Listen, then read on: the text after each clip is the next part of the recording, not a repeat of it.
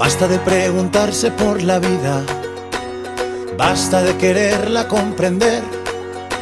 Tan solo has de meterte en ella y descubrirte en la grandeza de su sencillez.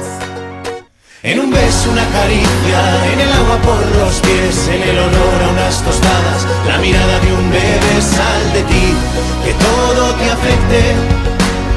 Ríe, duerme, sufre, siente, no te das cuenta, vive el presente. Es tan sencillo, que el hombre no es capaz de soportar. Basta con vivir con toda el alma, basta con creer en ese pan.